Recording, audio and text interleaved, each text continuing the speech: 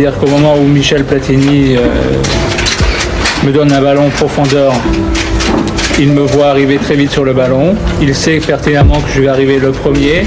Et dans son esprit, il pense que je vais le lober, ce que je pensais exactement faire. Mais en fait, il a anticipé. Et au moment de la frappe, j'ai envoyé le ballon de côté. Et il s'est trouvé donc sans appui en l'air. Et donc il a voulu éviter de me rencontrer avec les genoux et les pieds en avant. Donc c'est pour cette raison qu'il s'est retourné et qu'il n'a pas pu... Cette citation met plutôt bien les couleurs de la vidéo. Car oui, aujourd'hui on va parler des joueurs les plus agressifs du football. Le football, c'est censé être un sport d'élégance, de stratégie, d'émotion. Mais certains joueurs n'ont rien à faire de la beauté du jeu. Pour eux, le terrain c'est une arène et la balle un prétexte. Ils sont devenus célèbres, non pas pour leur but ou leur passe, mais pour leurs coups, leur tacle assassin, leur pétage de plomb. Aujourd'hui, on plonge dans l'histoire de 5 joueurs les plus dangereux, les plus violents, les plus fous du football.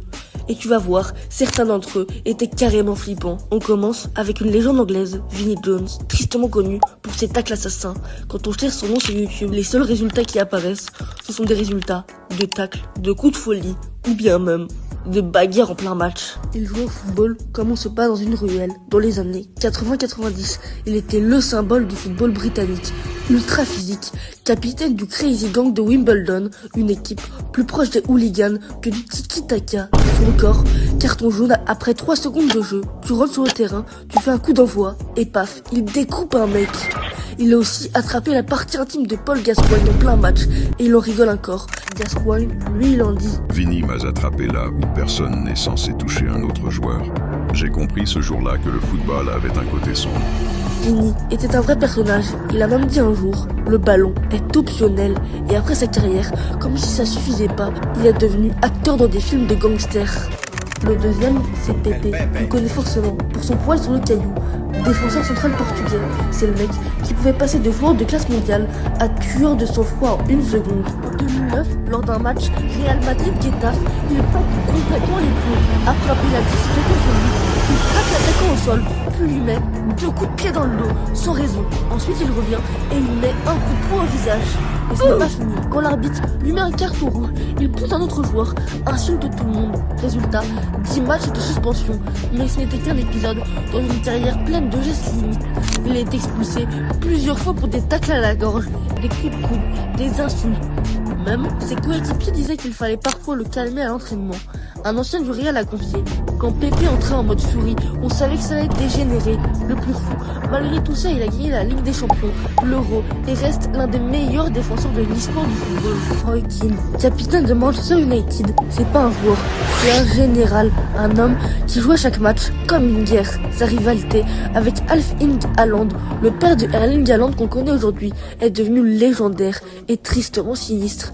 Haaland l'avait accusé de simuler une blessure lors d'un match, erreur fatale. Des années plus tard, qu'il lui a mis un tacle ultra violent au genou pour se venger. Il lui a avoué dans son livre: je n'ai pas eu de remords, j'ai attendu ce moment. Il l'avait cherché. Le tacle était si violent que Haaland ne s'en est jamais vraiment remis. Sa carrière a été brisée. Mais Keane, c'est ça, un mental de pitbull. Il s'en est pris des dizaines de rouges. Il insultait ses coéquipiers.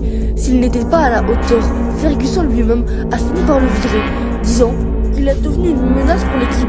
Mais pour beaucoup de fans, il reste un héros, une légende du mental et de la brutalité. Comment faire ce classement sans parler de Gattuso, le type qui n'avait pas besoin de frapper pour faire peur. Il suffisait de son regard. Milieu défensif de l'AC Milan, champion du monde avec l'Italie, il jouait avec une rage viscérale. Chaque ballon était une guerre. Il courait non-stop, il taclait, il hurlait. À chaque match, on avait l'impression qu'il était un point de craquer. Le summum, lors d'un match contre Tottenham, il s'en prend à l'adjoint, Joey Jordan. Il le provoque, il l'insulte, puis il tente de le frapper à la gorge. Résultat, 4 matchs de suspension en Ligue des Champions. Gattuso disait: je suis un joueur de sang, mon cerveau vient après mes jambes. Et franchement, on le croit. Pour finir, Graeme Souness, l'un des joueurs les plus durs que l'Écosse ait produit. Milieu de terrain, capitaine de Liverpool dans les années 80, il était craint de tous. Ses tacles, des armes de destruction massive.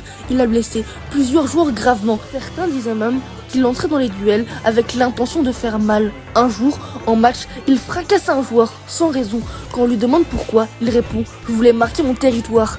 Même ses coéquipiers ont dit qu'il fallait parfois s'éloigner à l'entraînement. Saonès, c'était le joueur de mec qui foutait la trouille avec ou sans ballon. Le football, c'est parfois plus qu'un jeu, c'est une guerre d'émotions, une bataille d'ego, de fierté, de survie. Ces joueurs n'étaient pas des anges, mais sans eux, le football n'aurait pas cette saveur brute, cette violence contenue, cette rage qui nous rappelle que derrière chaque maillot, il y a un homme prêt à tout pour ne jamais se plier. Alors, avant de juger leurs coups, leurs fautes, souvenons-nous, parfois, la brutalité c'est juste une autre façon d'aimer ce sport.